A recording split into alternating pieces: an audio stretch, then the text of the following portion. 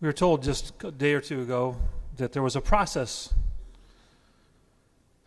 that was supposed to be underway to negotiate reforms. I think the speaker mentioned it last time he was on the floor, that these negotiations were important and they're underway. And on some on our side think that, maybe those reforms can actually justify some of the actions that were underway today. But I don't see those reforms in this bill. And frankly, I don't see those reforms coming at all. These are reforms that were being negotiated, pension reforms. Well, folks, the bond houses that we all of a sudden care about, they're not going to see any additional change in our pension costs because we're not actually addressing pension reform. Work comp reform was on the table.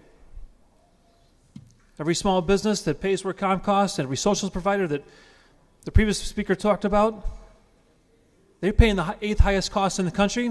They're not going to see any changes because we're not addressing work comp reform now. Property tax reform is a big deal in my area. The homeowners in Illinois pay the highest property taxes in the country. And they're not going to see a change in that either. So I guess the message we're going to send to our Illinois taxpayers is that, yeah, we did this to you back in 2011. It didn't work then because we didn't reform anything. Nothing actually changed. The status quo stayed intact. So here we are in 2017, and we're going to do this to you again. And it won't really work. The status quo isn't working now. We aren't changing anything. The trajectory of the state's not going to change. And I'm still concerned that in August, we're told by our comptroller that we may have a cash flow crisis that may shut down the state. We're not addressing that either today.